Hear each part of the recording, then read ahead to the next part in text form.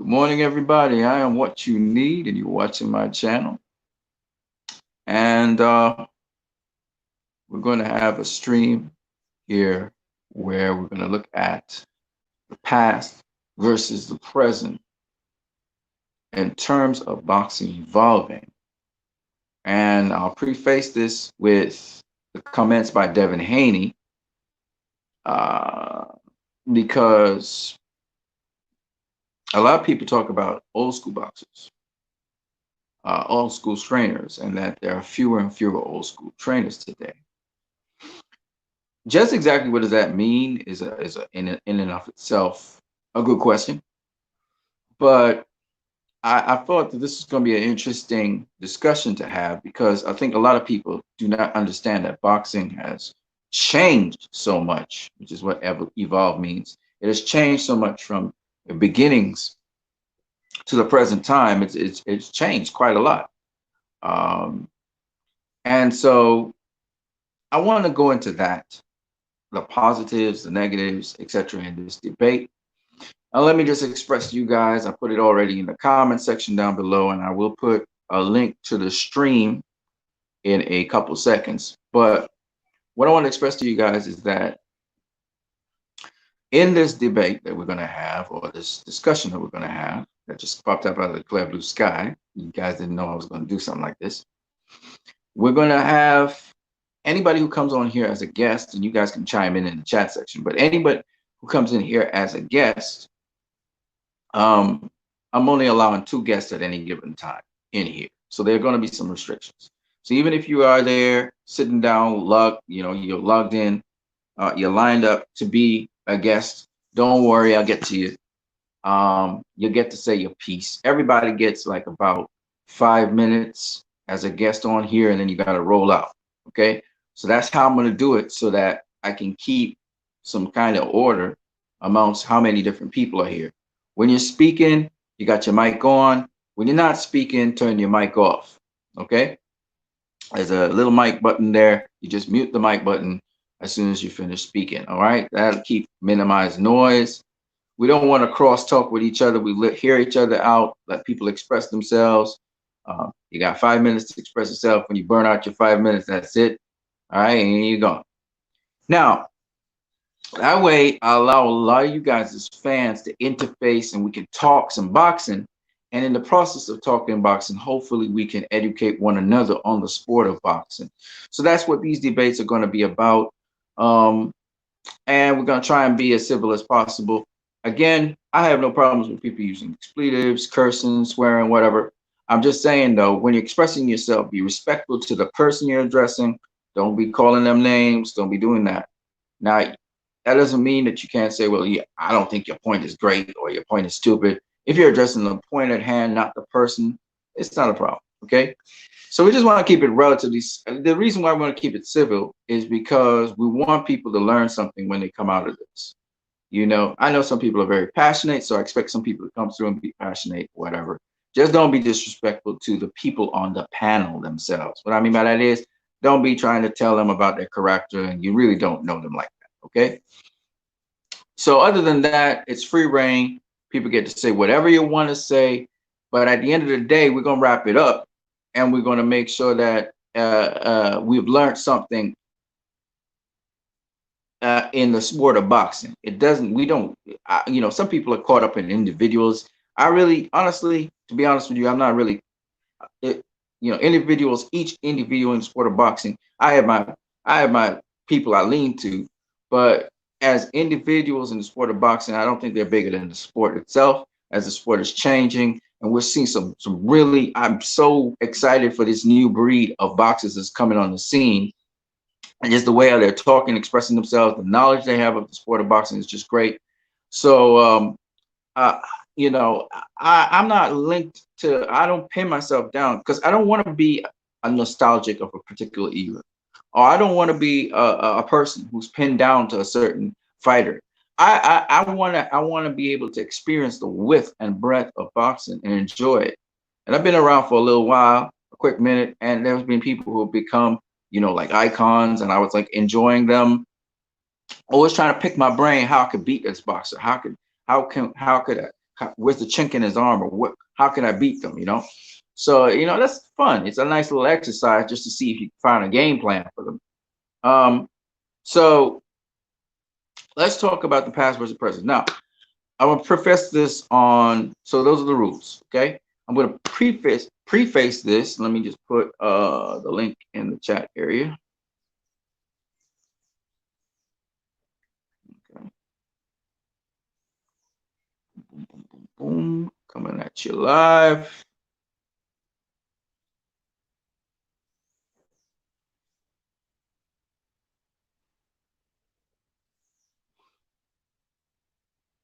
There we go. Boom. All right. So the link's in the chat area for you guys to hop on. You're going to hop on as guests. I will allow you to come on here when I look through the guest area. And how you conduct yourself will determine if you stay on or if you leave. Remember, respect is key.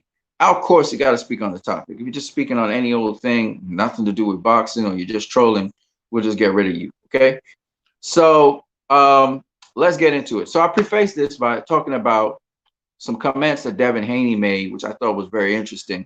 As interviewed by Fight Hype, I forgot the guy's name, and he said, he's talking about how all the old school trainers, they're dying off, and unfortunately, when people talk about old school trainers, time passes so that you got different trainers who may be considered old school, or you see, a lot of people just don't understand that. To be old school, like people like to say, to be old school means that you got information that was passed down through the years to you. That's all it means. Okay, so that's why they say old school, because it's like, So anyway, Devin Haney was talking about, and Sean Zattel, that's his name. Sean Zattel was talking about, the lack of the Eddie Futches and the Emmanuel Stewarts and so on. But what's ironic is people don't know that, say, for example, Floyd Mayweather Sr., he got his training from another coach in New York, who, of course, was he also was involved in, and that's old school training right there. So some of the names may not be known names, and they may not have been, known great coaches, but there are many still. The knowledge of old school boxing is still being passed on. Take, for example, Terrence Crawford, who was originally trained by an old school coach, and now he's being trained by, Bomac and so on. But he got old school training. Now, everybody don't know that trainer or coach. You see what I'm saying? Several other, fighters right now in the world today who are pretty prominent don't have known coaches, but those coaches also had that old school training. You see what I'm saying? That old school. Take, for instance, Coach Calvin. Now, Coach Calvin been in the business for a very, very, very, very long time. And then we got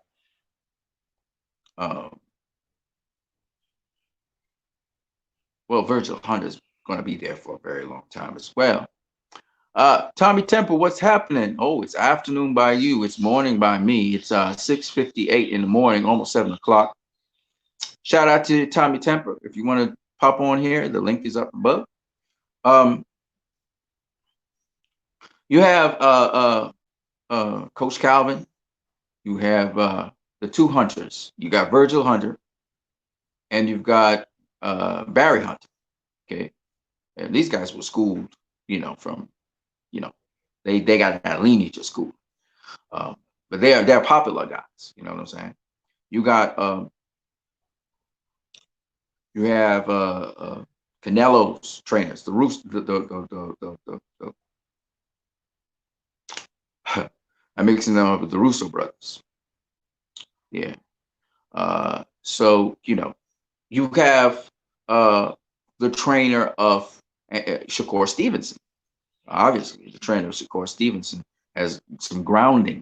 Now we're seeing some trainers who are fathers training their children, right? We've seen that the Cuban father of uh, um, kid who's with the Mayweather boxing club, Raleigh Romero. Raleigh Romero's father, you can see that he comes from the Cuban school of boxing. You have uh, Teofimo Lopez's father, Teofimo Lopez Sr. You have Danny Garcia's father. You have, you even have actually Devin Haney, the same guy that was being interviewed by Sean Cecile, his father. Okay. Now you have Sean Porter's father. Okay. Now Sean Porter's father was also one of the coaches for the Olympic team. As Barry Hunter, as Adrian Broner's trainer, etc. And these guys were boxers as well. Now, but the point I'm making is that the knowledge is constantly passed on. All right, from era to era, it's passed on, and the technology and the way how it's relayed, and even the sharpness of it, and even the modifications to it, is what causes the sport to evolve. All right, I'll give you an extreme example of that: the Manny Pacquiao's of the world. Yes, Freddie Roach is a great trainer, and he was a student of the great Eddie Futch. But even before Pacquiao had any linkings or any connections to Freddie Roach, he was being trained by a trainer, right? It wasn't just talent and skill. He had been schooled. He had been trained. And people always said that Manny Pacquiao was a brawler, but he wasn't actually a brawler. Manny Pacquiao comes from a lineage of Filipino boxers who fought in the Southpaw style. From the great Pancho Villa all the way down to now this set of generations of fighters, you know, the Nietises of the world, the Nonito Doniers, you know, the Casimiros. And so there's a lineage of fighters, and Pacquiao had been trained. It wasn't just talent and skill that had him going. He knew how to throw that left hand. He had been trained under that lineage. We'll never hear his actual trainers in the Philippines and get that credit he's supposed to deserve, because this great name Freddie Roach is there in the mix. And you know, it's they always credit Freddie Roach with his right hook and all of the stuff, which he already had coming into the United States when he faced Leo Ledois, but he had that right hook. But it's just that he didn't use it as much. Freddie would let him, you know. So it's the same thing with Sugar Ray Leonard. Sugar Ray Leonard had a trainer. All his career, he had one trainer from the amateurs all the way up. And a lot of people don't give Sugar Ray Leonard that credit because they think about, you know, the great Angelo Dundee. But Angelo Dundee was the face of the trainers of Sugar Ray Leonard. In fact, Sugar Ray Leonard got that crossover face because of that, you know, Angelo Dundee's reputation, and then it didn't hurt that he was white. So the cachet came in there, but he actually had another trainer. He had two trainers actually that actually carried him through his career. And when Angelo Dundee wasn't there anymore, those trainers carried him on.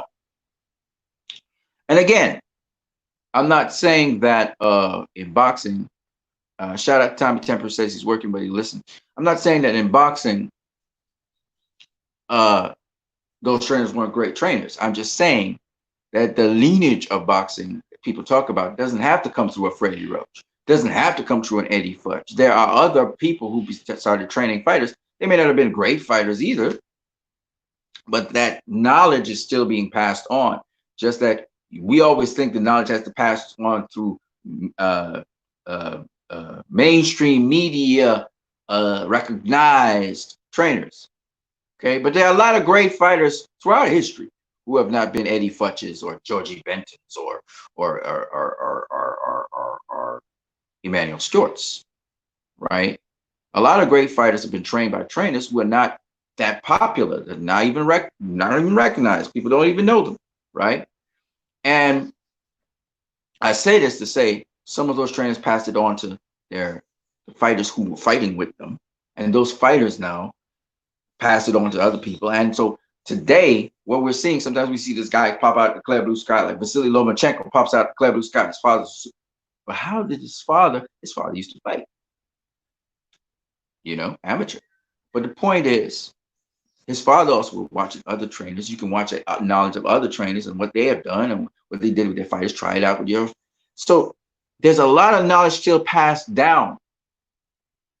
It's still passed down, but in different ways. So boxing's a thing that's one of the most unique martial arts out there because you can formulate your own style and become a master of your own style by using several different styles and putting them together. And so as a result of that, what we end up having is what Devin Haney says. Devin Haney puts it this way, and this is what I was trying to explain to people all the time, that it's like a yin and a yang, where you may lose a particular craft or skill in boxing, you gain a hybrid or a mixture of a new sort of technique or skill in boxing. And so where one thing seems to have disappeared, it is replaced by something else that either could be better or could be worse than it. But usually it's something that's streamlined to the times. This is why people don't like to compare eras. They say, well, this era, was different to this era, the way how people conducted themselves. And to some degree, that is true. But you can always, this is the thing that you must put into perspective. You can't, okay, let me put it this way. You can always compare eras in this respect, and this respect only. You'll hear Roger Mayweather, you hear all the old trainers say the same thing. You can look at who the fighters fought, who they beat, and how they went about beating. All right? That is true.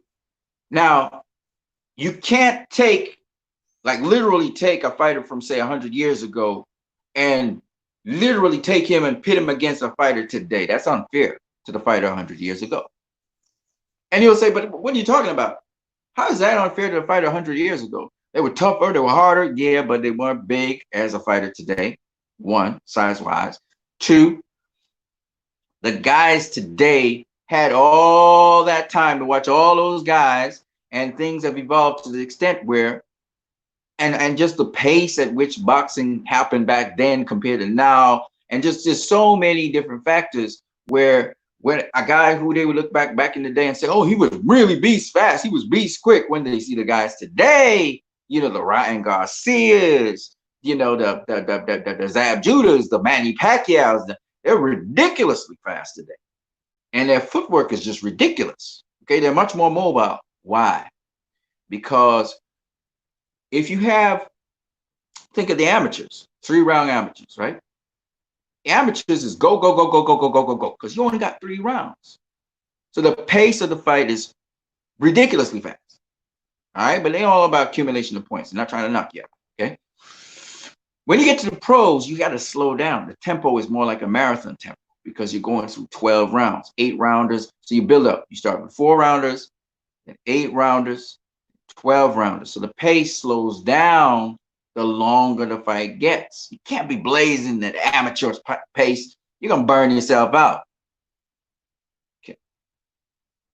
So 15-rounders would have been slower and actually at a slowest pace and tempo, otherwise you burn yourself out. You see the guys coming into the final championship rounds of a 15-rounder. They're dead tired. Why? Because they didn't fight smart enough anyway. But anyway, that's a whole other story for another day, because I'm looking at it from a perspective of here looking back. But that's another story for another day, because those guys were looking to kill each other. That's all they had in their mind. I'm going to get you, I'm going to get you, I'm going to get you. That's the way how they thought.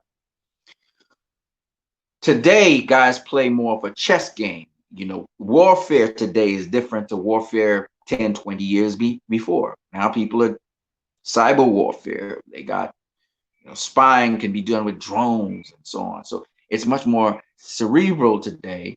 The tactics, even if you got to go invade a country and go to war, you can probably send drones in first and get as much intel as you can. And it's just different. All right. The principles are the same. When guys had swords and stuff and they go to infiltrate a country, sending spies first and that kind of thing. But it's a little bit different now. Spying is not the same. You're trying to touch at the psychological psyche of a country instead of just going after them with physical force. Right. So it's a different time. Now back in the day, guys would go to war and they want to give you a show when they get, and you see them just one guy started to throw, everybody started to throw together. Right? They have moments of lull and then they just go like mad with each other, right? Today, boxing seen in a different kind of way. Okay. All right. So let me help you guys understand what I'm saying. So we're going through the pace of the fight. So if you had back in the day, we had 15 rounders. Today we have 12. The 12 rounders happened because Boom Boom Mancini killed a guy in the ring. All right, Japanese guy, Oriental guy, Korean guy. I think it was Japanese, Korean. I can't remember. Sorry, no disrespect to Japanese and Koreans. I'll check it out. I'll find it. But at the end of the day, okay, at the end of the day, it was reduced to 12 rounds. The 15 rounders, while exciting fights, guys could only go at a certain pace overall on average. So you see them spark off and and then they got to take a round off. You see both of them tired, or one of them is tired and the other one gets the momentum, and you see a momentum shift for a while. And then he gets his win back. They say he gets his win back, and then the momentum shifts back again. And then the other one, he gets his win back, and the moment, right? It can't maintain that pace all the way through a fight. It just can't. All right, so what happens is that the longer the fights go, is the slower the pace of the fight has to be. The tempo may vary, or the tempo may vary, but the overall pace of the fight is going to even out. And so what you found was, as you go back in time, the guys and they may have their little spurts and stuff, but then they got to clinch up, and they had a lot of clinching back in the day, a lot of clinching. But you also had the clinches were different. They had different ways of clinching. Today, there's many different other ways of clinching to start with. All right, and that in and of itself has changed. It's evolved quite a lot. Okay. Guys will work on the inside sometimes in the clinch. So you had infighting in addition to outboxing, but sometimes they just clinch. They were just tired.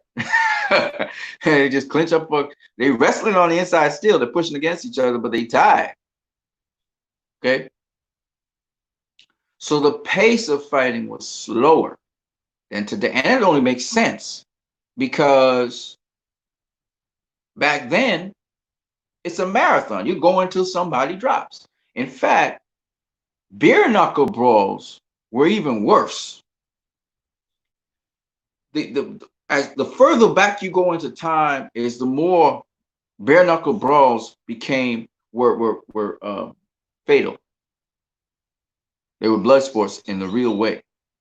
They went until somebody died or somebody was badly injured, and they involved weapons. As much as they're not supposed to have weapons, you could use like a club or you can use hand-to-hand weapons. So, the further back you go, the more definitive the result they were looking for. You beat this guy until he can't move. So it was very brutal in the beginning.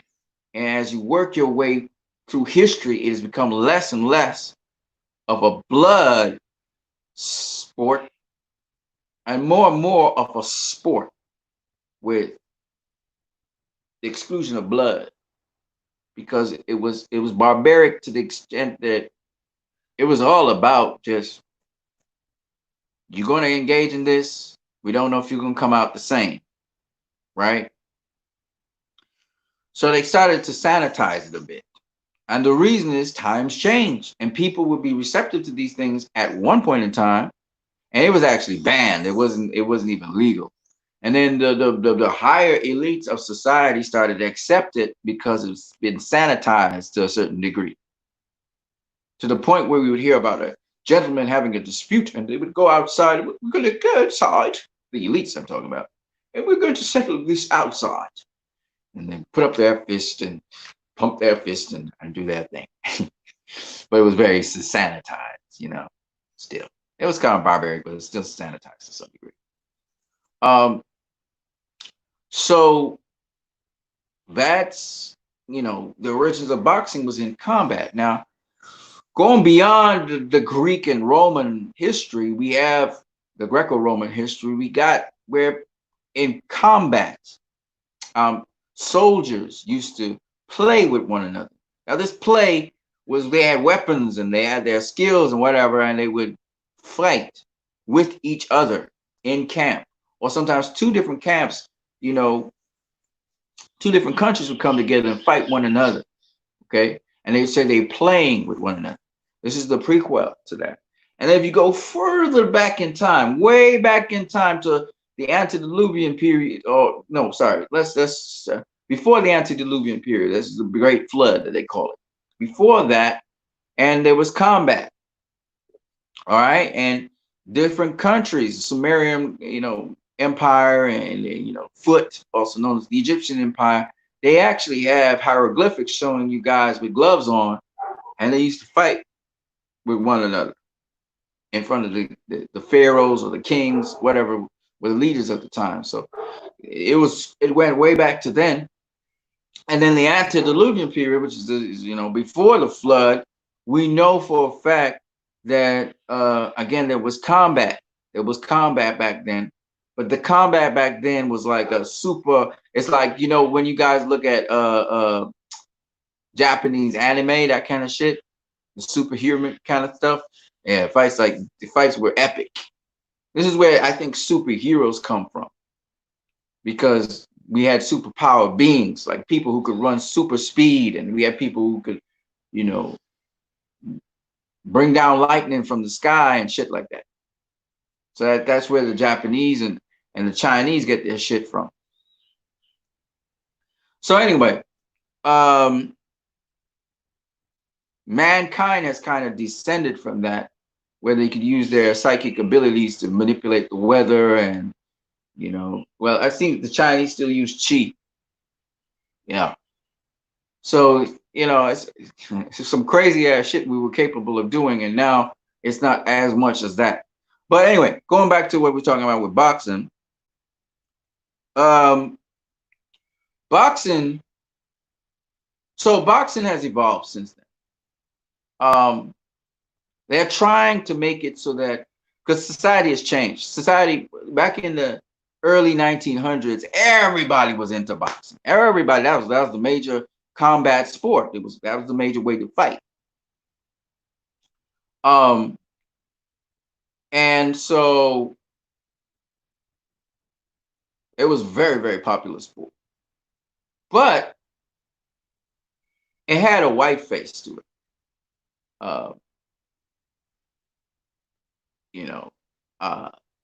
People like myself, any kind of skin color on you, we're seen as less than human.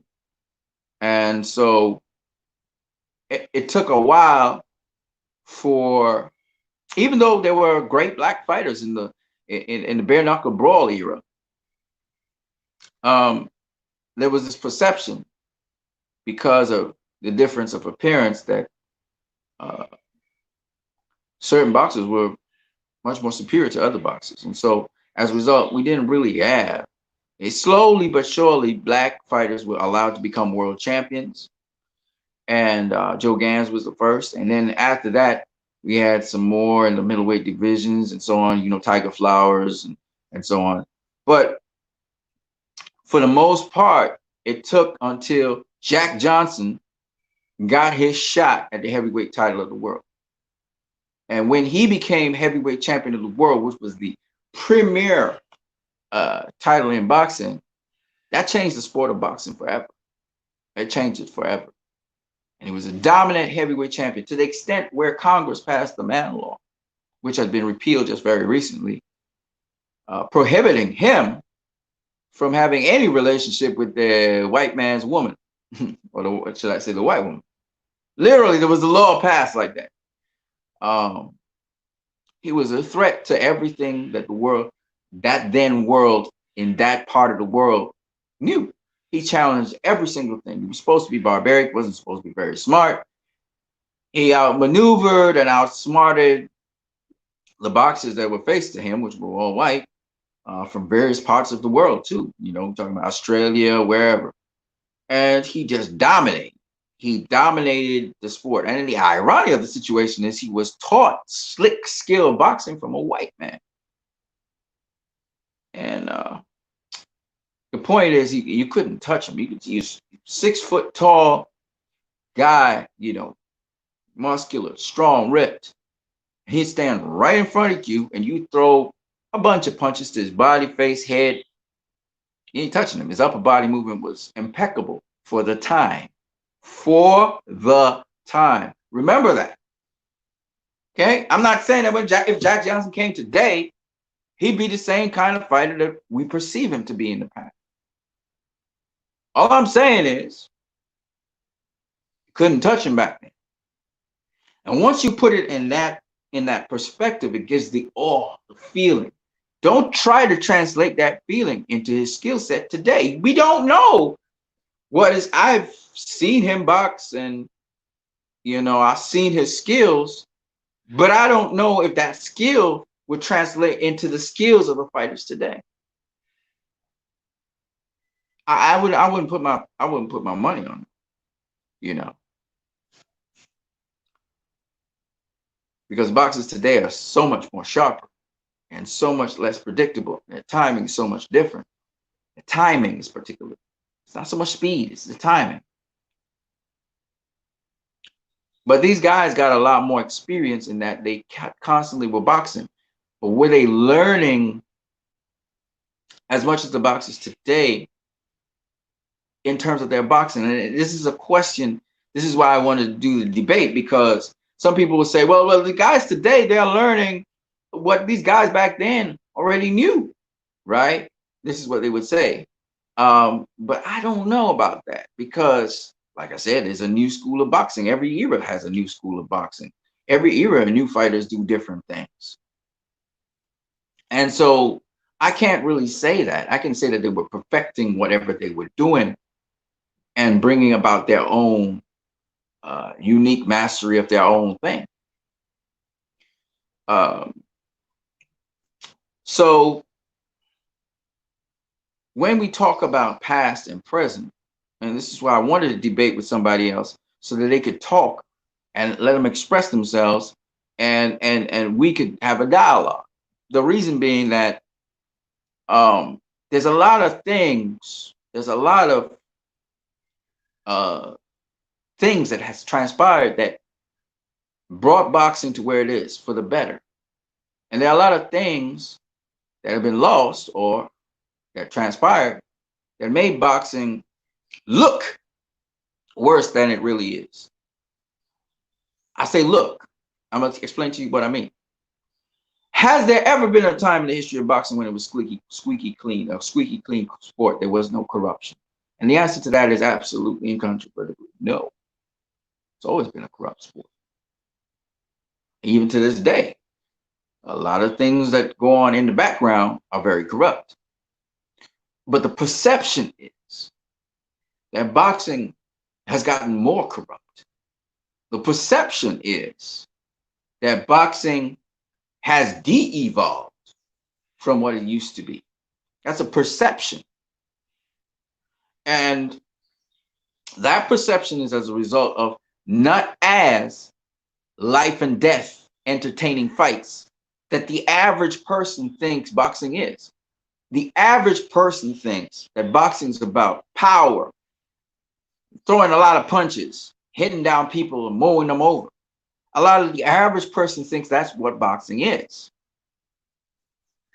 And so what they remember are the thrilling, entertaining fights. And to some degree, boxing is an entertaining sport. I remember Larry Merchant at HBO saying he needs to abandon just trying to box and he needs to fight. He needs to give us a show. I remember Larry Merchant saying something like that, which was so fucking stupid. It's not funny, right? You look at it now and you're like, that's the dumbest shit I've ever heard. But Juan Manuel Marquez bought into it. He had to buy into it that his style was too boring and he had to change up his style to make a fight, a dog fight of things. And a lot of people, because they don't understand the sport of boxing, feel every fight needs to be a dog fight. And it was interesting what Devin Haney said. He said, I don't want to be involved in dog fights. I want to be able to fight a guy, beat him easy, and then go home, collect my paycheck, and go home.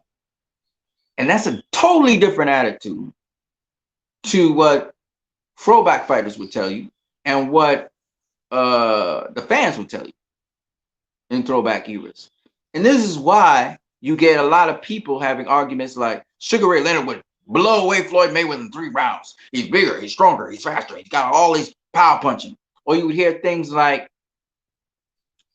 oh man, Rocky Marciano was the greatest heavyweight ever because look at how he took those punches. Look at the exciting fights he had. Look at the hell of a chin he was. He always kept on getting up. In fact, I've heard one person say, a boxer truly is not great until he has faced adversity and overcome it. I've heard them say these things. Not to say that boxers don't face adversity in fights, but people don't see it because it looks easy. It looks easy. I've heard people say that of fighters like Pernell Whitaker, oh, he always in a dull fight. He's boring. I heard them say the same thing about Andre Ward. Oh, he's boring. He's a boring fighter. He only hugs and wrestles. That's all he do, hug and wrestle. I've heard people say the dumbest shit in the world, like they said that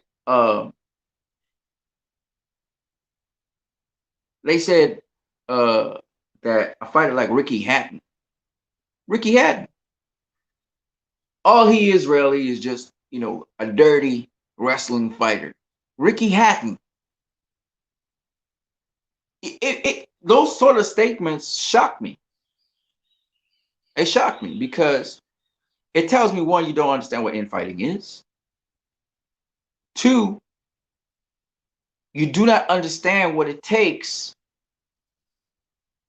what kind of skill is necessary to get to the inside with quick feet. See, a lot of people don't realize Ricky Hatton had quick feet. He fought on his toes. He was not a flat-footed fighter. Go watch. But I believe this is what has happened to boxing. I think that the fans and the fan base of boxing have become dumber because of the commentary and the sage of boxing when HBO took over. They weren't called HBO at the time. And we had these pay-per-view fights, and HBO was the premier boxing channel. Now, the way how they present boxing is excellent. Their presentation is great. Their commentary team sucks. And I'm including Emmanuel Stewart in that. And people will be like, man, you knocking Emmanuel Stewart, not George Foreman, not Roy Jones Jr. Them two guys, they stayed on point. But Emmanuel Stewart had this bitterness towards certain fighters. And Emmanuel Stewart would teach you a great jab. He teach you all about the jab and the right hand. But he won't shit otherwise. And a lot of y'all are going to get mad at me for saying that. But you never hear Emmanuel Stewart talking about defense. You never hear Emmanuel Stewart talking about throwing combinations. He's a jab, jab, right hand Man, that's what he good at. Jab, jab, right hand. Emmanuel Short don't know nothing else besides that. He don't talk to you about feints. He don't talk to you about, and he got results with his jab, jab, right hand. I give him that. But he don't talk to you about nothing else. Oh, he talked about Roy Jones Jr. Roy Jones Jr. is a skilled fighter, but he ain't got no jab. And yet, Roy Jones Jr. is the guy that jabbed to death Vinny Panzienza. You know why everybody say, "Oh, Roy was a great athletic fighter, but he didn't have the fundamentals." You know why a lot of people say that? Because Emmanuel Stewart. But the truth is, Roy knew the fundamentals. Roy chose to implement a whole unique style to boxing and show you didn't need a jab to keep a guy honest, to control range. He showed you something more.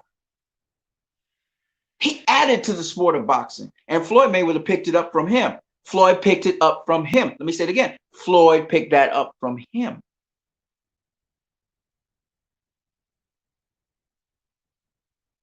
Floyd's success is banked on Pernell Whitaker and Roy Jones Jr. Them two pillars built Floyd Mayweather. Defense, a fundamental defense, and an incredibly different offense, leading off with a feint. I got you with a feint. You don't see that every day in boxing. Only special fighters do stuff like that. I feinted you. That's what I did to lead off. It's not a punch, but it's just as effective as a jab.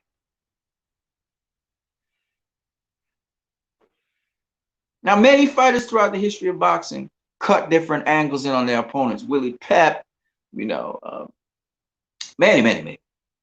Okay? But what they didn't do, and Roy was great at doing, was catching you when you never expected it. And not in a serpentine fashion. How he feinted you one way and went the other way was so glamorous, spectacular, fabulous. He put style into it, flair into it. He exaggerated it. That's entertainment.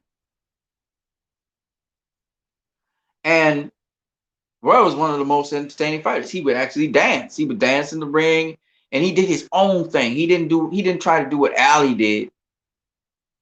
He did his own thing. He give you the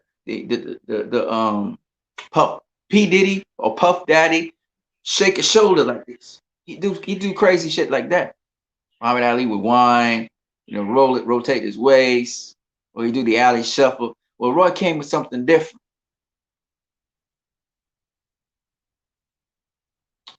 I've never seen an untelegraphed jab like what Roy would do.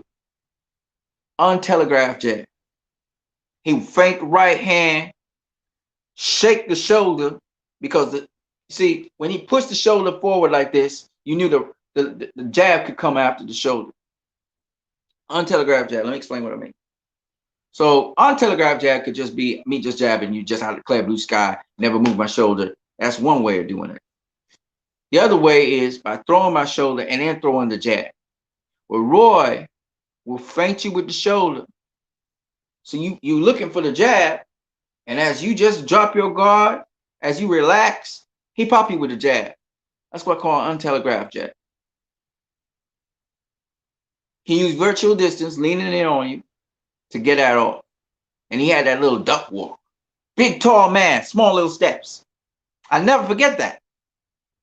Mayweather and Pacquiao do the same thing. They shuffle with little steps. And you don't realize he's changing the angle on you all the time with those little steps, those little duck-like steps. Never seen that shit in boxing before. Tell me a fighter before Roy Jones Jr. that did that.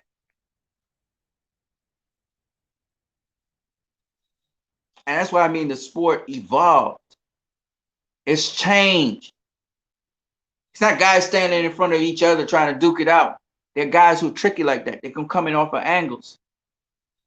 And yeah, I know that fighters in the past also came off of angles, but I'm talking about a different kind of way of coming off angles. Everybody had to come off angles to get their punch in. That's not what I'm talking about. I'm talking about the way how they move their feet to get the angles.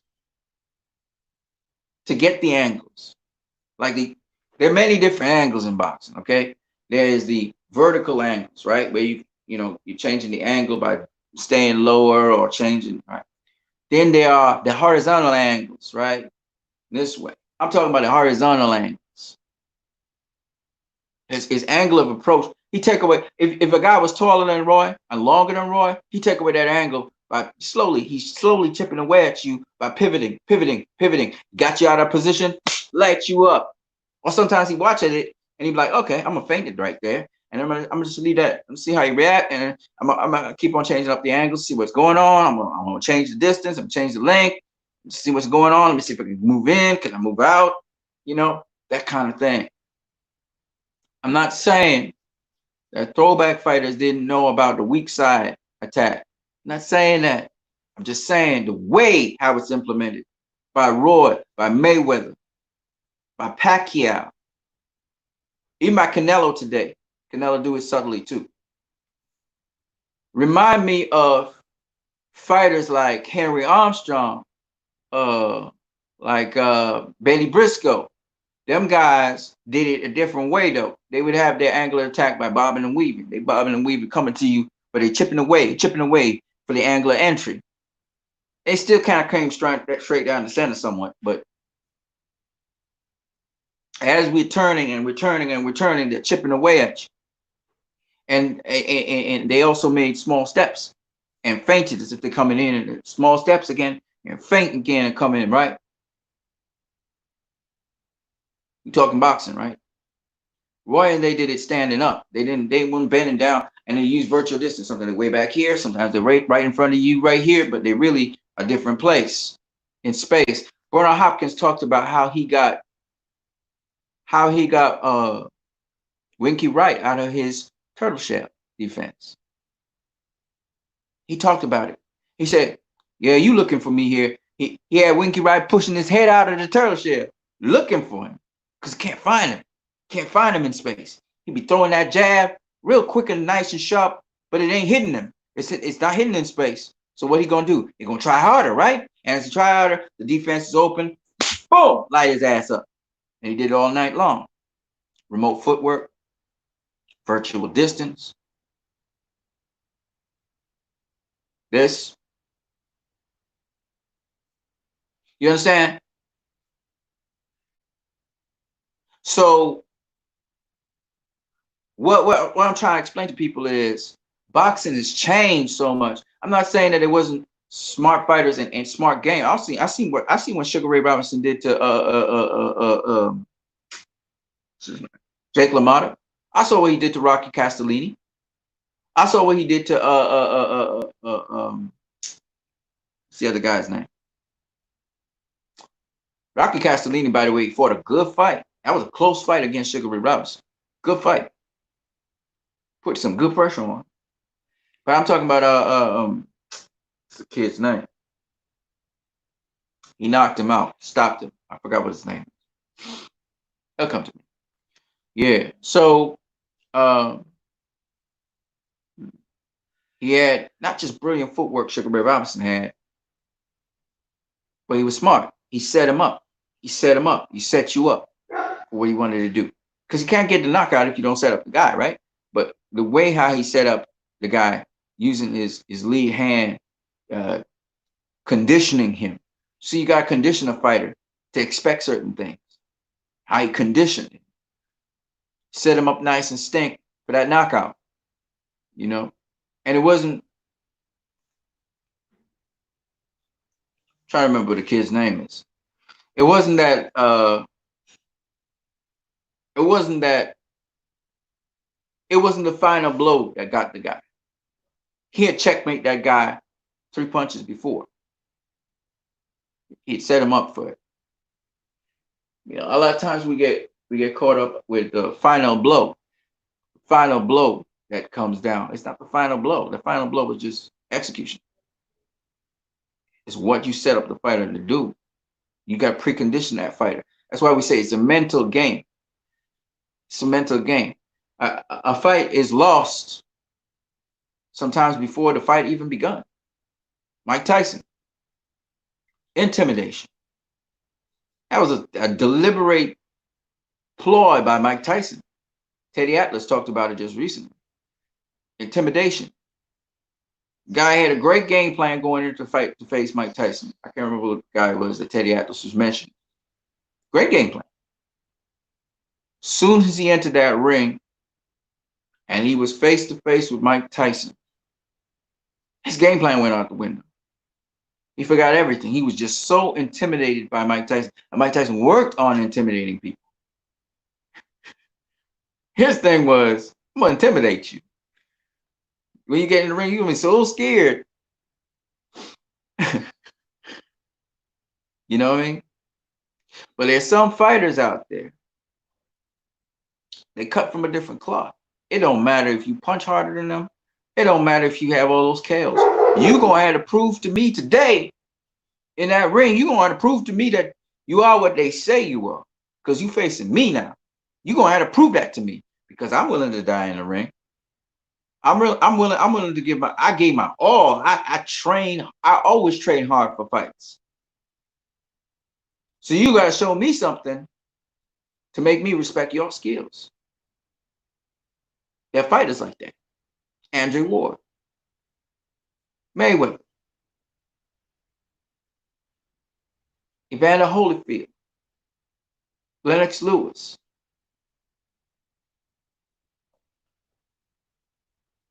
Carlos Monzon, Marvin Hagler.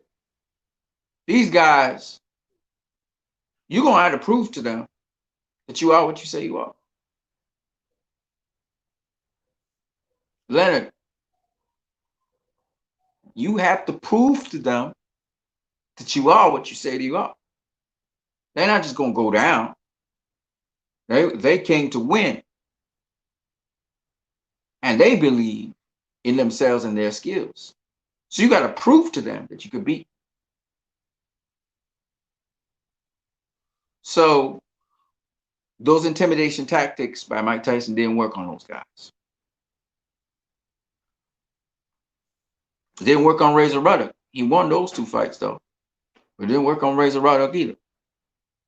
You know, didn't work on Bone Crusher Smith. Bone Crusher Smith didn't buy that bullshit. And he went all the way to the end with Mike Tyson.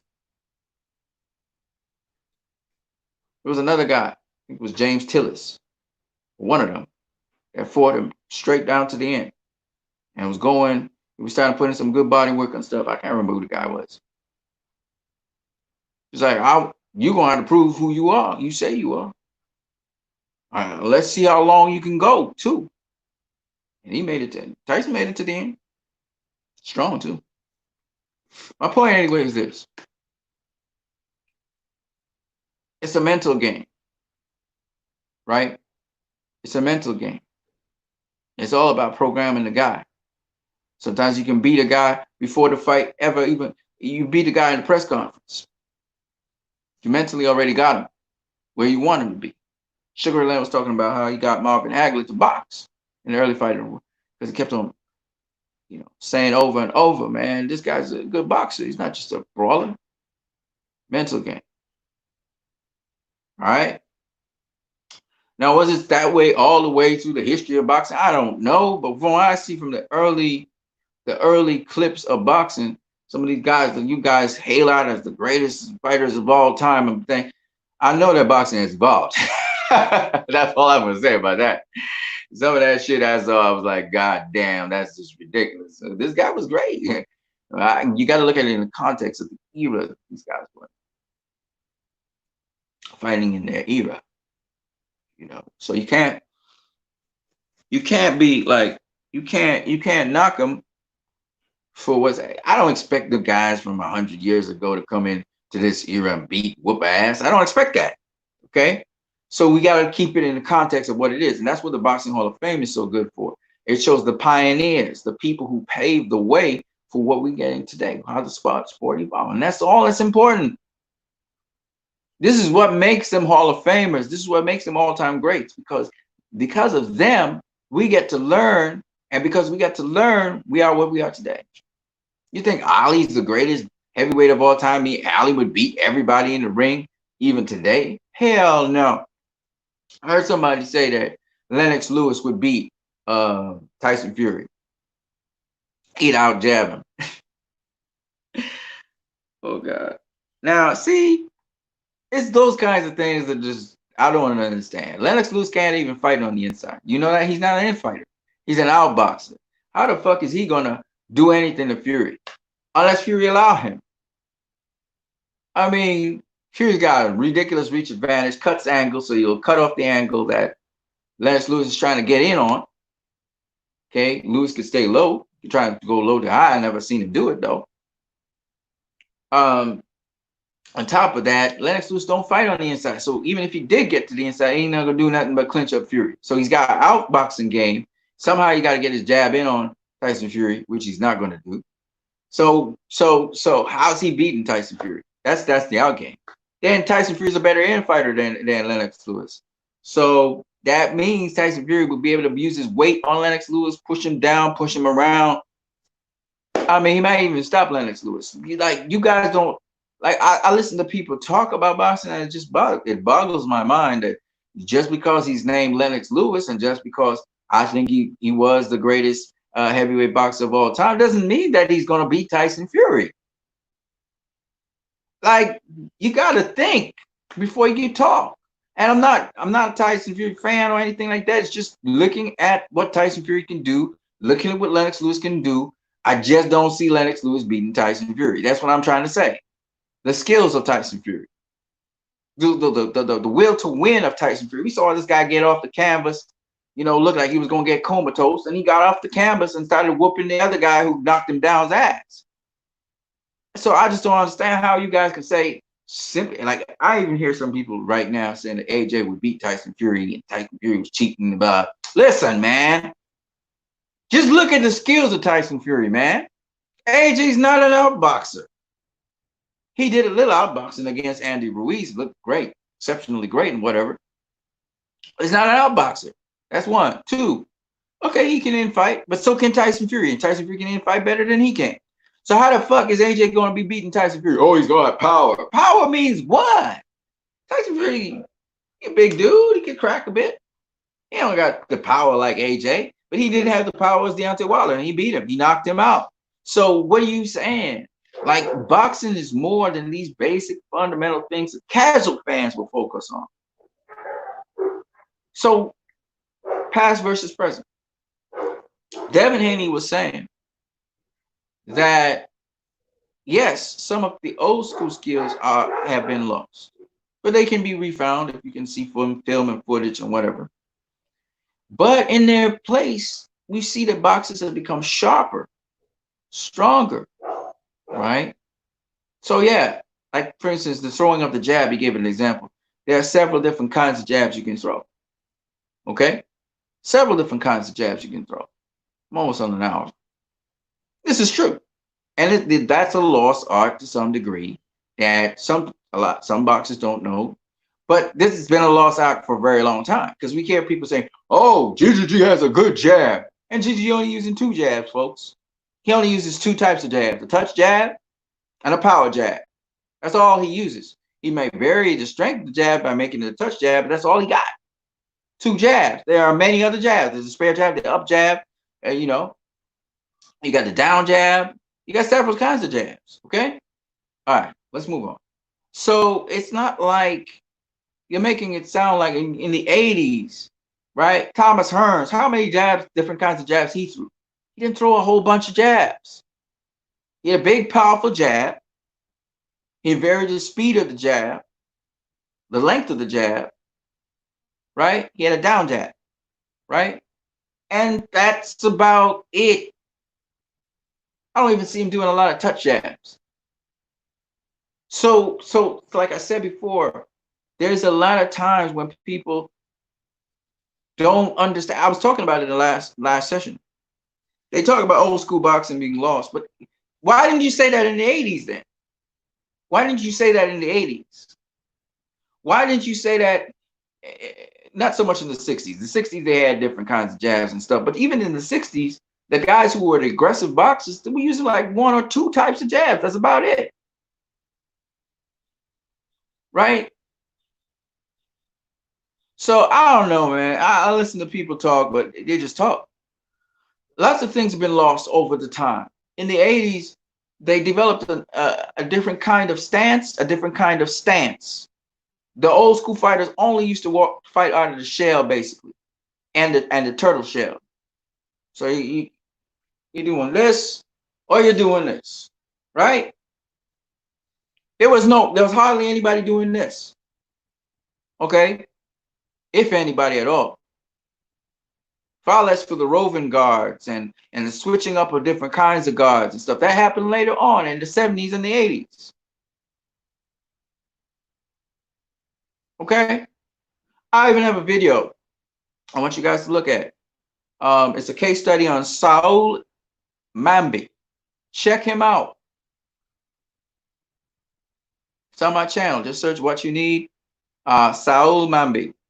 And you're going to see it. The evolution of boxing, just using one boxer as a constant, and you see all the different styles of a given style, which is, in this case, it's going to be a boxer puncher style.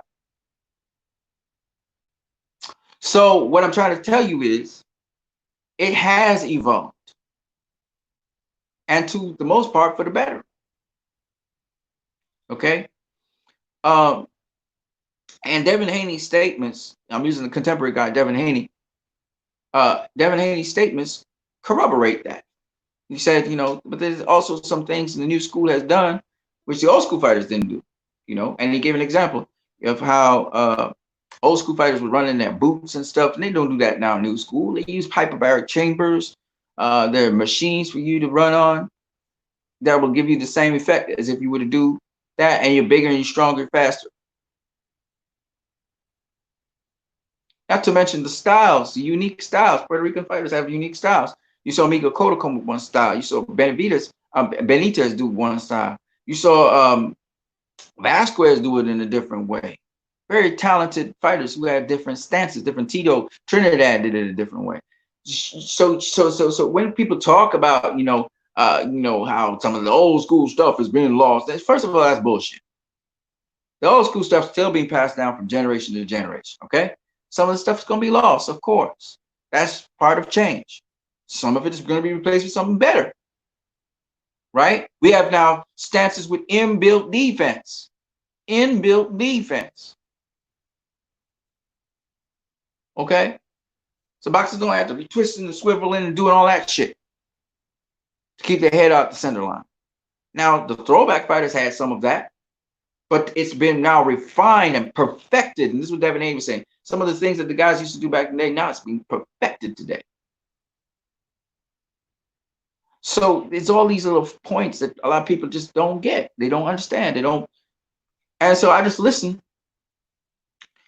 But like I said before to you guys, you got to look at the past to the present. Now, I don't know how many people, because a lot of people take my stuff out of context. Like I heard a guy say, well, Elder Charles, he was very athletic. And I'm like, yeah, but not compared to these guys. He didn't have the control of his body like these guys did. He was, sometimes Elder Charles would throw a jab and he would lean over. It wasn't in perfect balance all the time like these guys. These guys are like anal retentive perfect balance. You look at a Sean Porter, ridiculous balance and precision. Aaron Pryor was great. Sean Porter's like to the exact T. He's not as accurate with his punches, but he sure as hell has body position that's just ridiculous. You can tell that was rehearsed shit. James Toney had a beautiful flow, but he wasn't precise. What do I mean by that? I mean, sharp.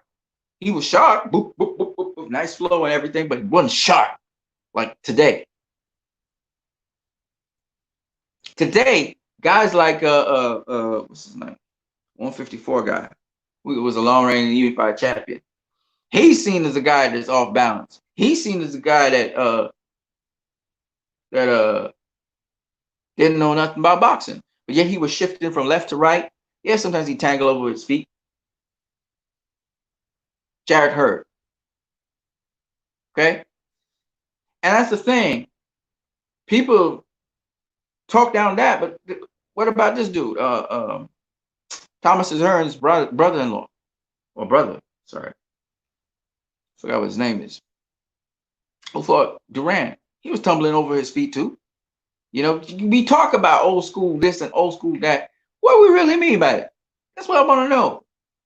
So it's like when I enter these debates, or if I were to enter the debate, nobody's entered the debate with me, but if I were to enter these debates, I would like to hear what people have to say about these things. Because I always thought that sports have evolved, basketball has evolved, track and field has evolved, everything has evolved. They don't stay the same. They don't stay fixed in time.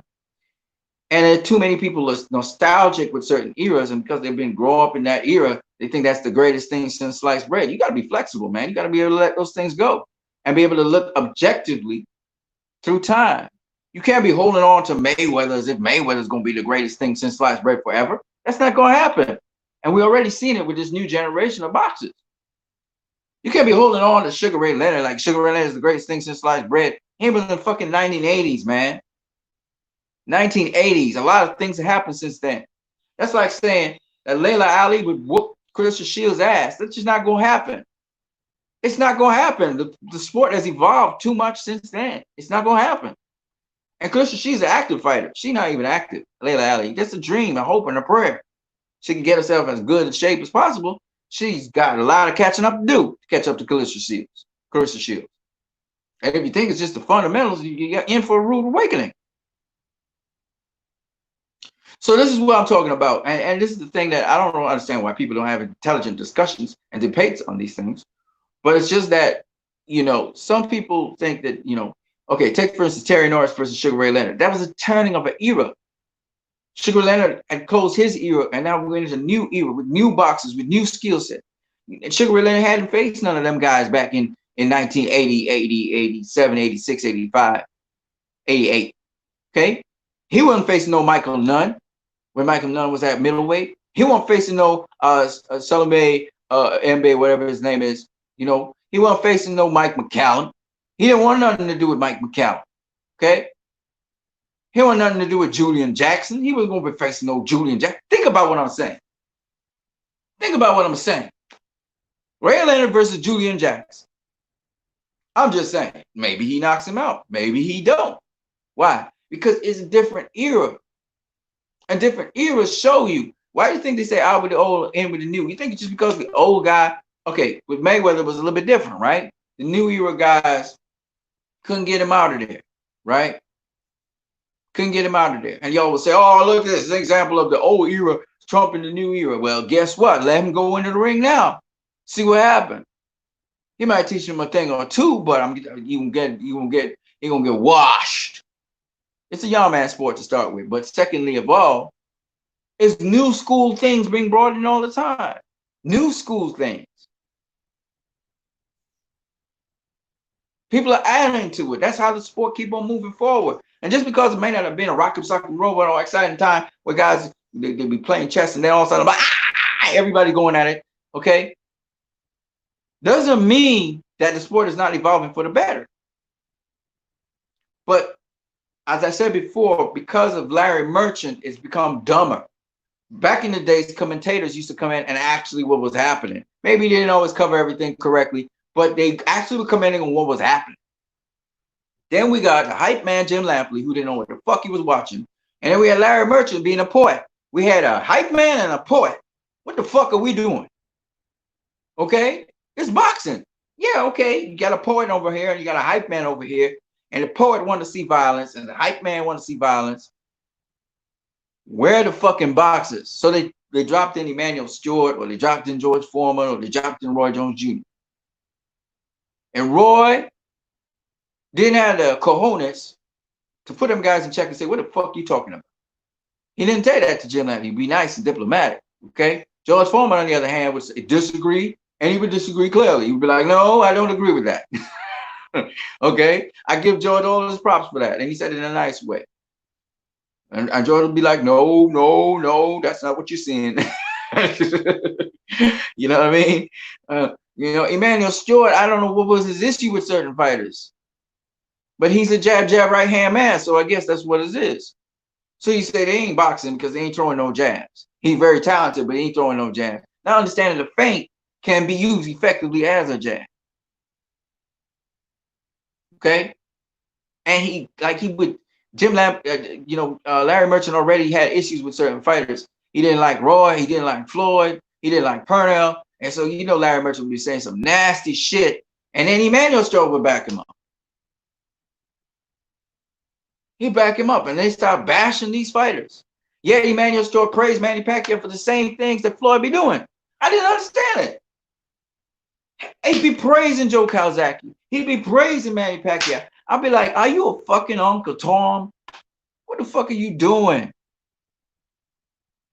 And then we had so this is what happened. So the sport of boxing now started to get torn down. And then again, like I said before, when you're dropping new school things that the old school guys don't even understand, they don't even understand that this dude would be throwing feints and keeping guys at bay with the feint because they can't figure out what's going to come next. Okay. Or he's setting up with a feint to land a punch. You can't see it because they see phantom punches, baby. Phantom punches. And so some of the new school stuff, the old school guys don't even understand. And this has happened generation after generation. If you think about it in anything, the old school people never appreciate the new school people music unless they can detach their fucking mind from their nostalgia and start to try and understand and interpolate what is the next level. And so we had new school people saying boxing is dead, and they turned to MMA. And I heard some people, even old school people like George Foreman, saying, if boxing was exciting, then they would never had MMA. And I'm like, the MMA came from boxing, god damn it. And there are other contact sports, and it's been that way for a long time. And so you couldn't keep MMA from happening. But people trying to say, well, it wasn't boxing is not as entertaining as it used to be. No, motherfucker, it is entertaining as it used to be. If you go and watch some of them throwback fights where guys just clinching each other for about like 20 minutes of a whole fucking fight, which is 36 minutes, people would be bored to death too. So stop the bullshit. All right. Oh, they wear smaller gloves, so they're not for more knockouts. Some fights didn't have no damn. In fact, if you really look at it, most of the fights in the throwback fights didn't have no damn knockout. Didn't. If you look at these guys' knockout ratios, they fought a whole ton of fights, and they have knockout ratios below 50%. So a lot of fights didn't have knockouts.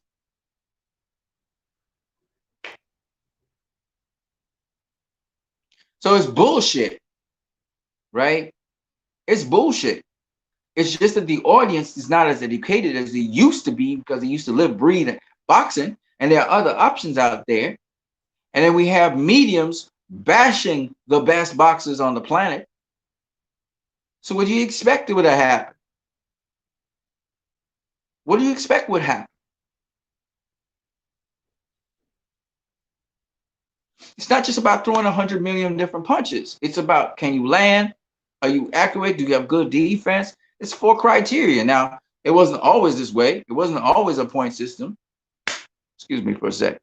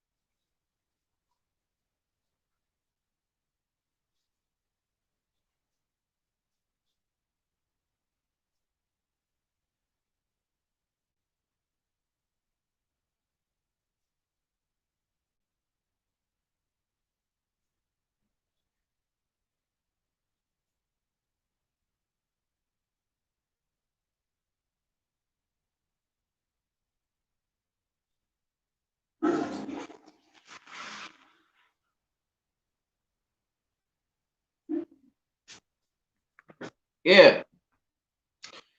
It wasn't always a point system. You know what I'm saying? It wasn't always that. But at the same time, man, you know, there are criteria now. Boxing didn't have that all the time. Boxing used to be judged by a referee. It was based on whatever the fuck he thought. Or sometimes it was judged by judges, 3, 2, sometimes, and the referee, it depends. And they had their criteria for how people would win fights, and that was that. Okay. And it was brutally unfair. Okay, we had fights where guys fought each other, and just because somebody didn't knock out somebody, it was called a draw. It's like arbitrary shit. People don't realize how barbaric and how primitive fucking boxing used to be. How far it has come from what it used to be. People don't know this because they have no sense of the history of the sport. And then they open up that, some of the dumbest ass fans I've ever met were boxing fans. No disrespect to boxing fans, but y'all are some dumbass clowns. Y'all don't even know a history or nothing. You talking like if you know something. And I never understood that. Right? I never understood that. And a lot of them don't even understand the concept of what boxing is. What really boxing is. They just think that somebody got to go in there and overpower somebody and knock them out. It doesn't work like that. It just doesn't work like that. And so this is what I wanted to talk about. It was Devin Haney's statements, and I thought they made a lot of sense. Even this killer instinct bullshit it's nonsense. Like boxing is yeah, you intend to get in there and hurt somebody, but what helps you to knock out somebody is setting them up. You got to be smart up here. It's about being smart. Even any knockout arts, it takes a certain level of smartness to get the person conditioned so you can knock them out. Even if you're throwing 100 million different combinations, Oscar De La Hoya copied Sugar Ray Leonard. And you see Oscar De La Hoya, when he's finishing an opponent, they say that's the killer instinct. He's throwing a set of combinations. It's a set of combinations. Sometimes they say just throw to the referee throw in the towel, or the corner throw in the towel. The referee's called to fight because the other guy's not going to be able to respond because he's so combobulated by all those shots. If you can keep him getting a barrage of shots, you can't catch your wits about you to throw back, right? And you can get dizzy, you can get dizzy, and you may even get caught with a good one inside of that set. You know what I'm saying? But people don't really understand these things. Like they're like, oh, look at him. Oh yeah, that guy's really in trouble. He's really hurt. The guy may not be really hurt like you think he is. Angel Man Freddy versus Floyd Mayweather. Angel Man Freddy wasn't that hurt. He got stunned by a punch and sent him to the ropes, and Floyd was throwing a hold to the blurs, and the referee stopped the fight. And Man Freddy was still there. He was getting bashed about. I saw it. But he was still there. And that's the thing that a lot of people don't understand. They don't understand how boxing is. And unless you've actually sort of experienced it a bit, you're not going to be able to understand it. Or if you get hit with a punch, then you're going to be able to understand it. It's not exactly what you think when you get hit with a punch. Some punches you just don't feel, but they look terrible. They look terrible. To the audience, they look terrible. But to you, you didn't feel it. You felt like something pushed you up. Even though you got punched upwards, you felt like something pushed you up. It didn't feel like a punch. And that's stuff that people just don't understand. They can't, because they can't relate. Some of them never been in a fight in their life, ever. You see? Anyway, I'm what you need. I'm going to catch you guys later. This is it. Nobody came in to debate me, so that's okay. That's all well and good. We're going to keep these debates going. And I'm going to keep on trying to bring topics, something like this, because I believe that people need to understand how much the sport has evolved since a while ago. All right. And even if you borrow off the past greats, or you borrow off of fighters, they don't have to be great fighters from the past. It doesn't mean that sport hasn't moved on to another level. And it's definitely moved on to another level in other areas, like business wise, and even in terms of the health and safety aspects of it, the illegal aspects of it. They're trying to clamp down on different things. the different aspects of it, whether it's PD use or whether it's the nefarious acts going on in the background. They're really trying to clean up the sport, especially like I said before. This is the thing I was trying to talk about, how people have become more conscious to how violence doesn't help. And in this politically correct society, especially where people kind of moved away from the craziness and recklessness of the 60s and 70s, and people are much more sober, and they're much more structured, and they're much more against, they have the Animal Violence Act, the Domestic Violence Act, and all these violence acts. You can see how people they kind of frown on boxing as well, coming out of the 80s. The 80s was like a peak time. And then into the 90s and the 2000s, people started to turn away from boxing. So these are all the other reasons why boxing has had to evolve to the times, to the audience.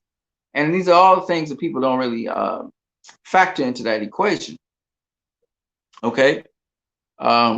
Anyways, this is all I'm going to talk to you guys about. I'm going to catch you guys back later. But I just wanted to use that Devin Haney interview with Sean Sittel to talk about this topic. I think it's a good topic to talk about because a lot of people don't really understand, unless you actually understand what's going on inside of those rings and what these boxers are actually doing. I keep on saying it over and over again. If you don't understand what they're doing, again, let me just recommend this channel for you guys. Troy King's channel. He's Troy Killertainment. Okay, check that man out. He goes through fights. He most recently went through Charlo versus Matt Korobov and what they were actually doing and the approach. And again, the mental aspects of the game of boxing are so nuanced that it's hard for people to sometimes understand what's going on. The boxer in the ring understands what's going on, but you, because you're not experiencing it, because you're not feeling it, you understand what's going on. So you might be looking at it from the side, be like, oh, look how he ain't doing nothing. What's wrong with him? Not understanding the other boxer just kind of conditioned him or mentally got into his head because of the different things he was doing in that ring. And I'll explain it to you guys in more detail in time. But for now, I'm what you need. Been watching my channel. I appreciate each and every one of you who will view this and leave your comments afterwards. We'll try and get you guys into a video that I'll try and give you guys a heads up so you guys know that the video is coming through. Check out my community section for more posts on boxing. I started to show you guys how you can neutralize or even cause a guy to put away his jab. And I'm going to continue that series because there are several other ways that you can do it. And so I'm going to try and put that series together for you guys in the community section. Now, what you need, I hope you guys enjoy this channel. If you enjoy this channel, don't forget to like, comment, subscribe, share, and also, if you can, donate via Western Union. I'm out of here. Peace.